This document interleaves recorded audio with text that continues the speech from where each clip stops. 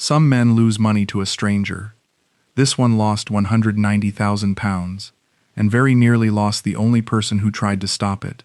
31 years of friendship, one folder of photographs, and a hotel lobby in Clark, where a man had to choose between the woman he'd known 14 months and the mate who'd sat beside his hospital bed. He chose wrong, out loud, in front of strangers. And the worst part isn't that he was wrong. The worst part is what it took to prove it. The folder was green. That's the detail my brain kept, out of everything. Not black, not a proper document wallet. A cheap green cardboard folder with an elastic band around it, the kind you'd buy in a stationery shop for 80 pence.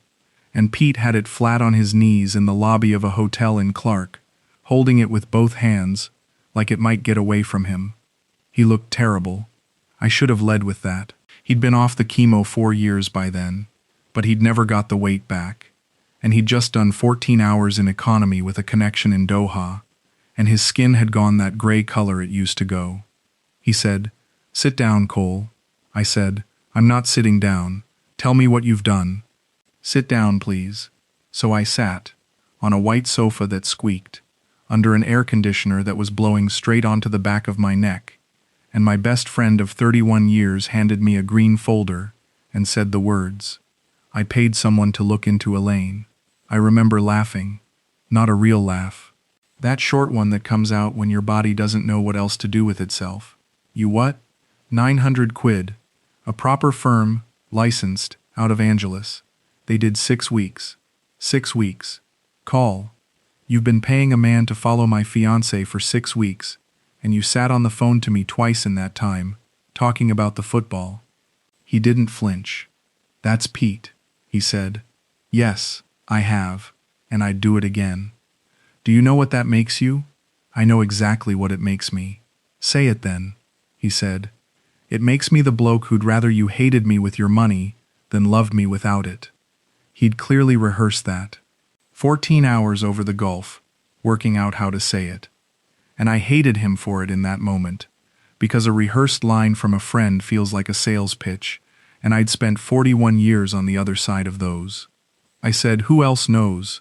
"Nobody." "Jody?" "Nobody, Cole. Just me. That's why I'm here and not on the phone. If it's nothing, it dies in this lobby, and I've wasted 900 quid, and I'll never mention it again as long as I live." He meant that. I could hear that he meant it. And I still went the way I went. And here is where I have to be honest about what happened inside me, because if I dress it up, this whole story is worthless. I did not feel fear. I did not feel doubt. I did not feel one single flicker of the thing I should have felt, which is a cold little voice saying, "Hang on, what if he's found something?" I felt insulted. 64 years old, and what I felt, sitting on that squeaky sofa, was that a man had insulted my judgment, and my judgment was the one thing I'd built my entire life on. I sold for 41 years. Industrial flooring first, epoxy and resin systems, warehouses and food plants, then packaging lines. Then I ran the northern team. Then I was sales director for a company in Trafford Park with 90 people under me. You know what they said about me at my leaving do? Colin can read a room. Colin knows in 90 seconds whether you're buying. Colin's never wrong about people. They said it as a compliment. I took it as a fact. I'd taken it as a fact for 4 decades. So when Pete opened that folder, he wasn't showing me evidence about a woman. He was telling me I couldn't read. I got through 4 pages. Page 1 was a summary. I skimmed it. Page 2 was photographs, and I'll come back to those. Page 3 was land records, transaction dates, lot numbers, and a column of names, and one name repeated down it that wasn't Elaine's and wasn't mine. Page 4 was 2 neighbor statements, translated, with the names blacked out. I closed it at page 4 and put it on the coffee table and pushed it about 6 inches towards him, which is a small movement, and I've thought about those 6 inches more than almost anything else in my life. I said, "This is circumstantial." Pete said, "Look at the photos again." I've looked. You looked for 4 seconds. I don't need 4 minutes, Pete. A man in a photograph. That's a cousin. That's her sister's husband. Do you know how many people live in that compound? Do you know what a Filipino family looks like? Have you ever been in one? Cole. No, seriously, have you? Because I've spent 5 months of the last year in that house. I've eaten with them, I've been to a funeral with them, and you've been here 14 hours and you've got a green folder. He sat there and let me finish. That's the bit that guts me now. He let me finish, and then he said very quietly, 9 years, Cole. He's not a cousin. 9 years. And I stood up. I'm going to tell you what I said, because I've told my daughter, and I've told Pete, and I've never told anyone else, and there's no version of this story that's worth listening to if I keep the worst thing in my pocket. I said, you're jealous. He said, don't. I said, you've never had a woman look at you the way she looks at me. Not one. In 31 years.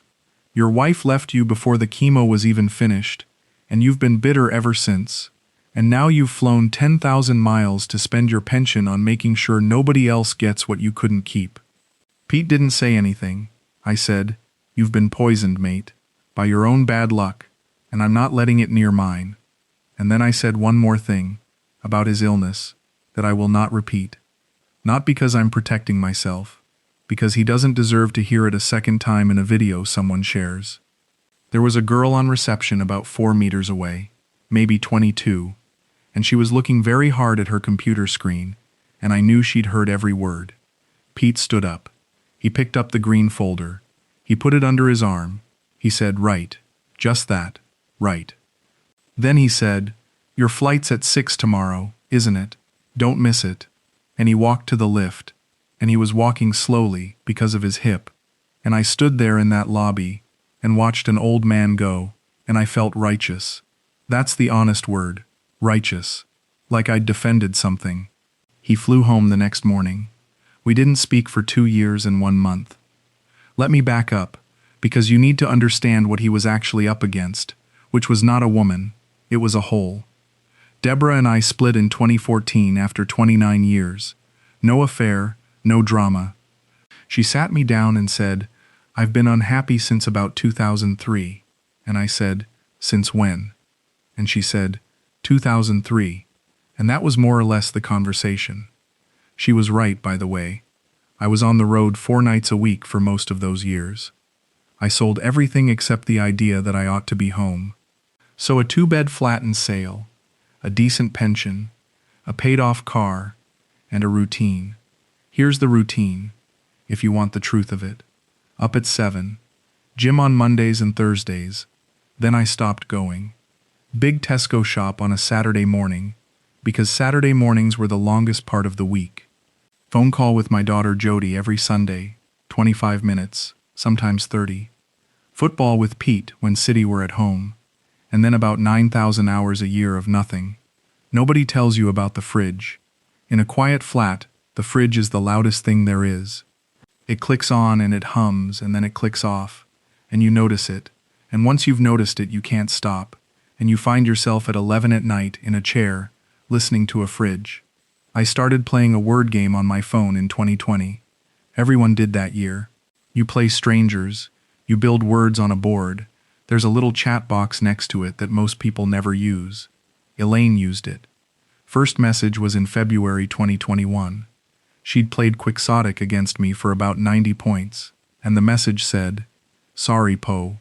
I studied that word yesterday and waited 3 days to use it. I laughed out loud in an empty flat. That was the beginning of it, right there. Not a photo, not a flirt, a joke about a word. We played for 6 weeks before I knew what she looked like. That's the part I still can't get people to understand. It wasn't a woman in a bikini messaging a lonely bloke. It was 200 games of Scrabble and a running argument about whether za is a real word. She was 30 at the time. San Fernando, Pampanga. She told me she'd done 2 years of a business course and stopped when her father got ill. She helped her mother with a small canteen near a school. She said Po a lot and apologized for her English, which was better than half my sales team's. The first video call was in April. It was 10 at night for me and 5 in the morning for her, and she had bed hair and no makeup, and she was cross about it. She said, "Don't look at me, I look like a criminal." You look fine. I look like I robbed a bank and slept in a ditch. That was the tone of it for months. She took the mick out of me constantly. My accent, my age, the fact that I ironed my jeans. You iron your jeans. Everyone irons their jeans. Colin, nobody irons their jeans. You're going to be arrested.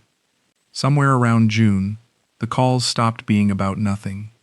She asked me one night what the worst part of the divorce had been, and I gave her the stock answer, the one I gave at the pub, which is that it's the admin. She said, "That's not true." "It is. Solicitors, splitting the—" "Colin, that's not true. Say the real one." Nobody had asked me to say the real one in 7 years, so I said it. I said the worst part was that Deborah told me she'd been unhappy since 2003, and that I'd been in the same house, eating the same dinners, for 11 years, and hadn't noticed. I said the worst part was finding out I'd been a man who doesn't notice. She went quiet on the other end. Then she said, "Okay, now I know something about you." I flew out in November 2021, 3 weeks, and stayed in a hotel because she said her mother wouldn't have it any other way, and every morning she came to the lobby at 8:30, and every night she went home at 9. Her mother, Nene Parita, was about 65, 4'11", and terrifying in the best way. She interrogated me over 3 hours at that kitchen table. What was my pension? Was I divorced or separated? And did I know there was a difference? Did I drink? Did my daughter know about her daughter? At one point she said, "You are 62. I am. Elaine is 30. She is. When you are 75, she will be 43. She said it like an accountant. Not unkind, just laying it on the table. I said, "I've thought about that. What did you think?" And I said the truest thing I said in that whole 2.5 years. I said I thought I'd rather have 10 good ones than 20 more of what I've got. Nanay Parita looked at me for a long moment. Then she got up and put more rice on my plate without asking, which I later learned is the closest thing to a signed contract in that house. I loved it. I actually loved it. I thought, this is a serious family. These are people with standards. The first money I ever sent was £180, that same trip, for a tooth. Her nephew's, an abscess, and the boy had been up 2 nights. I offered before anyone hinted. I want that in the record too, because for a long time I told myself I'd been worked, and I hadn't been. Not at the start. I ran towards it. I'd have been offended if they'd said no. There was a sister as well. Mylene, 28, sharper than Elaine, quieter. She worked at a bank branch in the city. She barely spoke to me for the first 2 weeks, and then one afternoon she asked me exactly what I did for a living and how much I'd earned in my last job, and I told her. Because I'm a salesman, and I like being asked. I proposed in April 2022, 14 months in the yard behind that house, and there were about 11 people watching from the kitchen window pretending not to. She cried. She said yes. She said it in Kapampangan first, and then had to say it again in English, because I didn't understand. And 2 months after that, Pete arrived with a green folder. You need to know who Pete was to me. We met in 1994, both selling, different firms, at a trade thing in Birmingham, where the coffee was awful, and neither of us had anyone to talk to. 31 years. He was there in 2014 when Deborah left. And by there, I mean he turned up at my flat on the Tuesday with a chicken and a bottle, and stayed until Friday, and never once asked me how I was feeling. Which was exactly right. In 2017, he got bowel cancer. I drove him to 19 appointments. I know it was 19 because I kept the parking receipts in the glove box for some reason, and I found them years later. He was sick in my car twice and apologized both times, and I told him if he apologized again, I'd leave him at the roundabout. That's the man I called jealous in a hotel lobby. He'd had doubts early. I should say that. He'd said things on video calls. Gently, in that way blokes do when they're trying to say something enormous while looking at a television. How much have you sent her, Cole? Bits and pieces. How much is bits and pieces? It's my money, Pete. I know it is. That's why I'm asking. And I'd change the subject, And he'd let me, because that's what you do with a friend, right up until the moment you decide not to. What was in that folder, and what I refused to read past page 4, was this. Photographs of Elaine over 6 weeks, dated. 4 of them, with a man in his late 30s. In 2 of them they're on a motorbike. In 1 they're coming out of a hardware place carrying bags. In 1 they're at a table with 2 children. He was identified in the report as her partner of 9 years. A name I'd never heard. Ronald. Then the land records. This is the part I should have read twice and read once. My house fund, my words, my name for it, was £74,000 by June 2022. I'd sent it in 11 transfers over 16 months. The biggest was £31,000 for a lot, in a subdivision on the edge of San Fernando, then £18,000 for a second lot, which she'd told me was next door and would double the frontage, then £4,500 for survey and fencing, £6,200 when Nane Parita had a gallbladder operation, £9,000 to put into Mylene's sideline so the family would have income while the house was going up, various bits, a phone, a fridge, school fees for a nephew, a monthly allowance of £600 that started at £300, £74,000. The report showed the lots had gone through, both of them, properly registered, real transactions. Nothing fake about them. They were titled to Mylene, the sister, not Elaine, not even a company. The bank teller's sister, who'd asked me how much I'd earned in my last job. And there were 2 neighbor statements. One said the man on the motorbike had lived at the address on and off for years. The other said the family had told people the foreigner was a sponsor. A sponsor. That's a good word, isn't it? It's not even a lie. I flew home from Clark 2 days later. I told Elaine none of it. Think about that. My best friend spent his pension and his health to put a document in my hand, and I carried it back across the world in my head, and I never once said to her, "Someone's looked into you. What's this about a man called Ronald?" Because asking would mean I thought there might be something. Instead, I did what I've since learned nearly everyone does, and it's the reason this happens to men who are not stupid. I started collecting evidence for the other side. I noticed she video called me at 6 a.m. her time, which surely meant she was home. I noticed she cried when I mentioned my knee. I noticed her mother prayed for me by name. I put those things in a file in my head labeled proof, and I never once labeled anything the other way. And the money kept going out. The build started in September 2022. I saw photos every week. Footings. Then block walls. Then it stopped at block walls for 4 months because of the price of cement. And then it stopped again for the rainy season. And then a foreman had to be replaced. £58,000 into that house over 2 years, and it never got a roof. I asked about the roof more than once. I want that on the record, because it's the one thing I did ask about. When's the roof going on? After the second floor slab, love. The plan I paid for was a bungalow. Mylene said we should go 2 stories, for the value. She talked to a man at the bank. Elaine, I've sold building products for 40 years. You don't change from 1 story to 2 after the footings are in. The footings aren't designed for it. And she said, "So you want to tell my sister she's stupid?" And I said no. Obviously I said no. That's how the whole thing worked.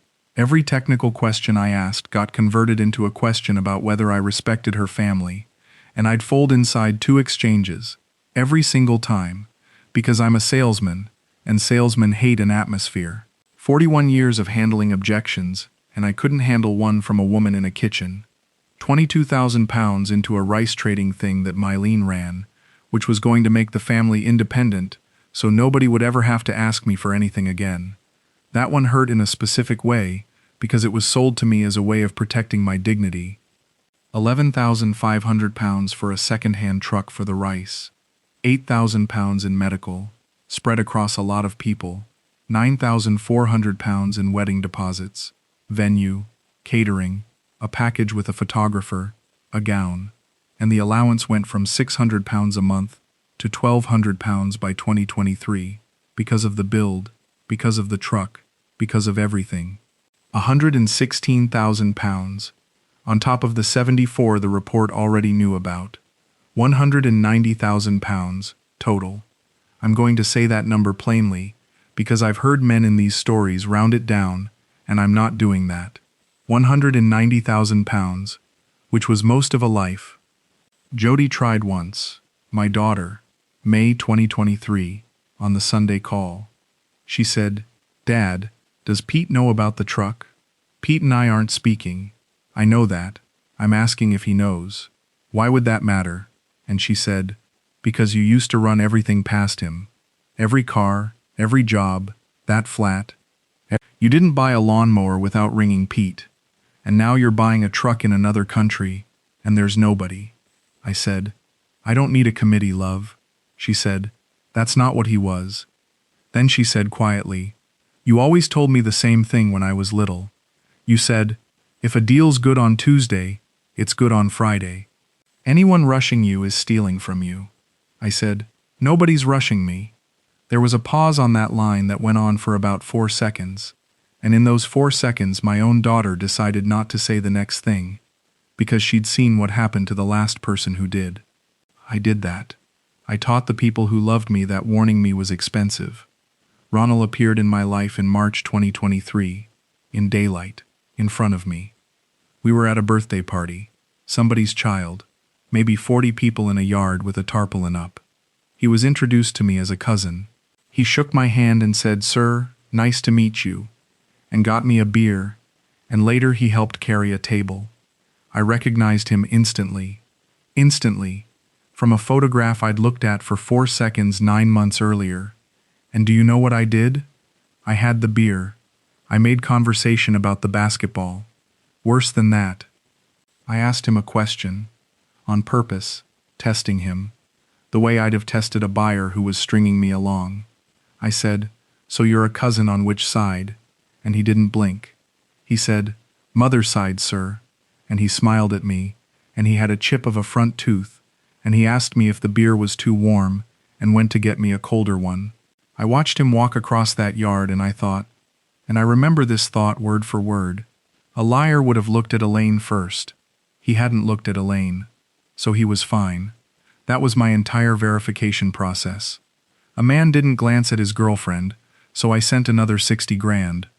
And that night, lying in the hotel, I told myself the report had been vague, that the men in those photos all looked alike to me, that Pete had got a bad firm. I built a whole argument, at 2 in the morning, in a foreign country, to defend a woman against a document I'd refused to read. That's not being deceived. Let's be clear about what that is. That's a man doing his own work. It ended in a function room in November 2023, and it ended so gently that it took me about a week to understand it had happened. The wedding had been pushed twice. Once for the build, once because Nene Parita was ill. The venue had a policy about deposits and dates, so we had to go in and sit with the events coordinator and either move the date again or cancel and forfeit part of the deposit. I was at that table. Elaine was at that table. Mylene was at that table. And Ronell was at that table. He came in behind them with a folder of paperwork, and he sat down at the end, and he opened it, and he had all the receipts, every deposit, every invoice, in order. He was doing the admin for my wedding. The coordinator, a lovely woman called Miss Alante, looked at the 4 of us and asked, perfectly reasonably, "Sir, ma'am, who is the contact person for the payments?" And Elaine said, "Him," and pointed at Ronald. Not at me, not at Mylene, at him, automatically. The way you point at the person who obviously handles it. Nobody reacted. That's the thing. Nobody at that table thought a single thing had happened. The meeting carried on for 40 minutes, and I sat in a plastic chair with a laminated menu in my hands, listening to a man I'd been told was a cousin explain to a hotel employee what my catering deposit had been used for. And in my chest, something went very quiet. Not loud, quiet.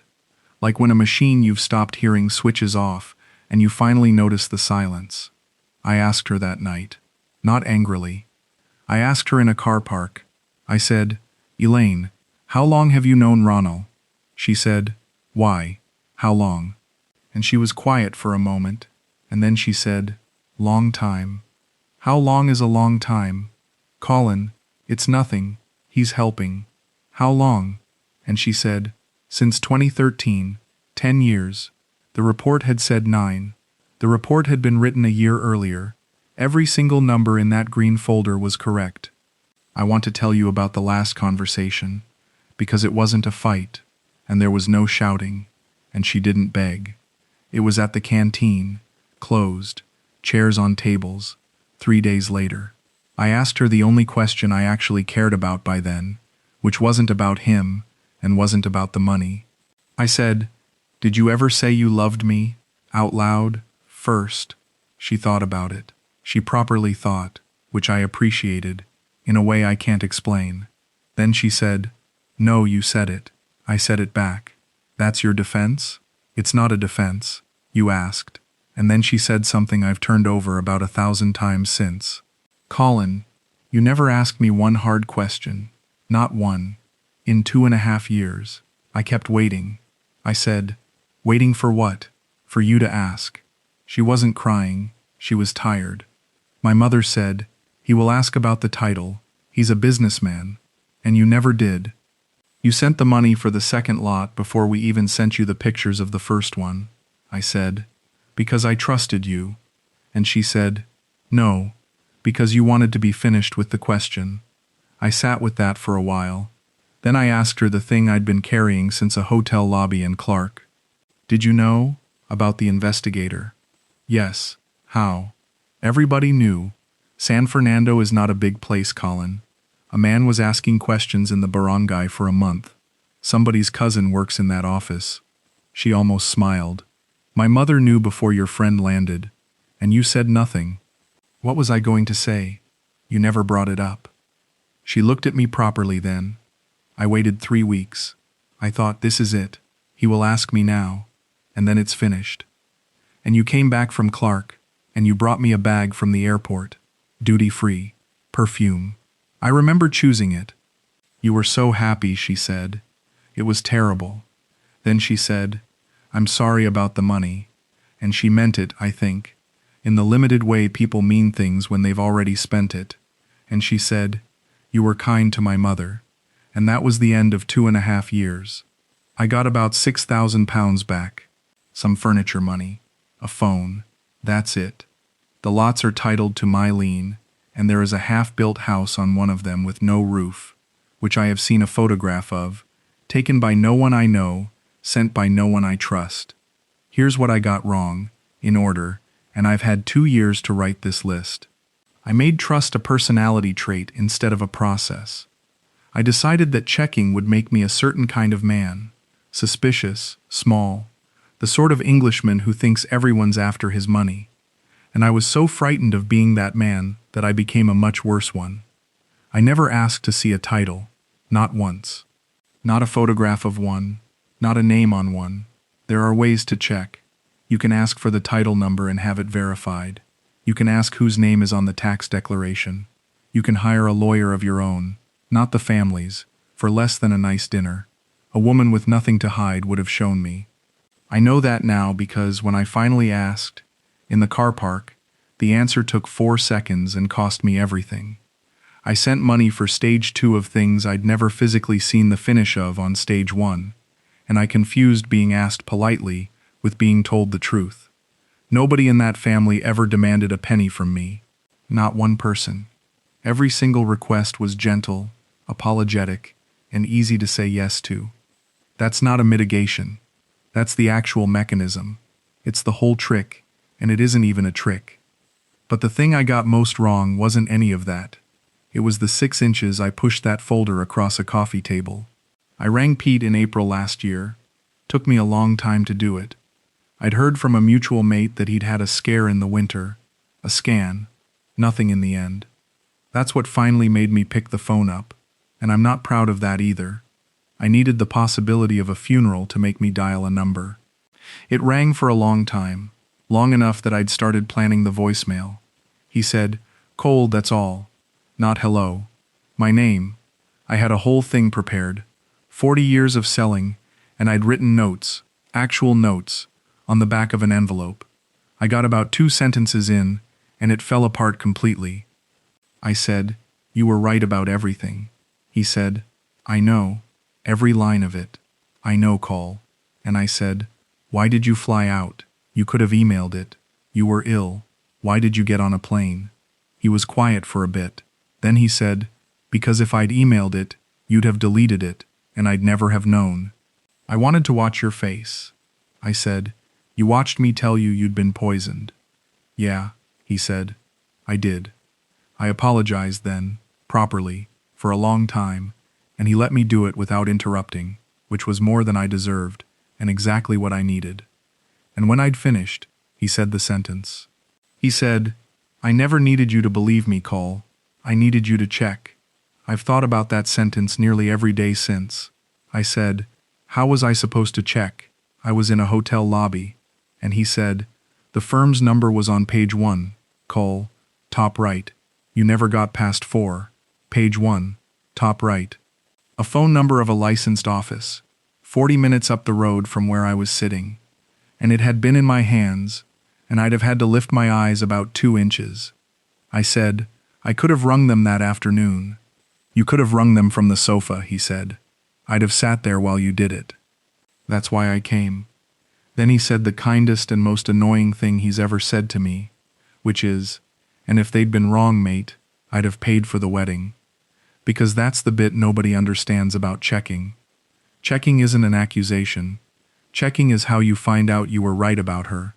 If the report had come back clean, I'd have had 2 years of peace instead of 2 years of building a case in my own head at 2 in the morning. Because he was never asking me to take his word over hers. He'd never once said, "Choose me." He wasn't asking me to condemn her.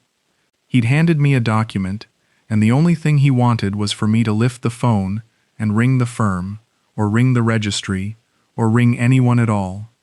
Verification is not betrayal. That's the whole lesson, and it took me £190,000 and 2 years of silence to learn a thing that fits in 4 words. If I had walked out of that lobby and spent one afternoon checking whose name was on those titles, I'd have kept most of my money. But more than that, and I mean this, I'd have kept 2 years with a man who's 68 and has had cancer once. The money's just money. I'm not going to pretend it doesn't matter, because it does. I'm 66, and I rent now, and I'll be working the odd consultancy day until I can't. But money is a thing that can be earned twice. 2 years isn't. We're all right now, Pete and me. Not the same. He'd say we are, because he's a better man than I am, but I know what I broke. We watched the matches. He came over at Christmas. Somewhere in the middle of an ordinary afternoon a couple of months ago, he said, out of nowhere, "That receptionist in Clark. Poor lass, she didn't half get an earful." And we both laughed, and that was him giving me permission to stop apologizing. He's never once said, "I told you so." Not one time. I've been waiting for it like you wait for a bill. Here's what I say now, when it comes up, and it comes up more than you'd think, because there are a lot of men my age in this exact position, and half of them are in a chair at 11 at night, listening to a fridge. I don't tell them she was a liar. I don't tell them to be suspicious of Filipina women, because that's not what happened to me, and it's not true, and it would let me off far too easily. I tell them this. Somebody in your life is going to say something you don't want to hear about the person you love. A brother, a daughter, a mate of 30 years. You will feel one of 2 things. You'll feel afraid, or you'll feel insulted. If you feel afraid, you'll check, and you'll probably be fine. If you feel insulted, that's your pride talking, and your pride does not have your money, and it does not have your name on any document, anywhere in the world. And I tell them the practical bit, because feelings don't stop transfers. Ask for the title number before you send a penny, and have somebody who isn't connected to the family confirm whose name is on it. It takes a day. It costs less than a meal out. Never fund stage 2 of anything you haven't stood next to at the end of stage 1. Photographs are not progress. I have 400 photographs of a house with no roof. Set the allowance and never move it. Mine went from $300 to $1,200 a month in 22 months, And not one of those increases felt like a decision at the time. And if you love someone, tell them early that you check things. Not because of them, because of you. Because it's how you've always been. Say it in month 2 when it's cheap. Say it before there's a folder on a coffee table and a man's face waiting on the other side of it. Anyone worth marrying will find that boring. Anyone who finds it insulting has told you something, and you should listen the first time. Mine cost me 190 grand and very nearly cost me the best friend I've ever had. He flew 10,000 miles with a green cardboard folder on his knees, and I pushed it back 6 inches.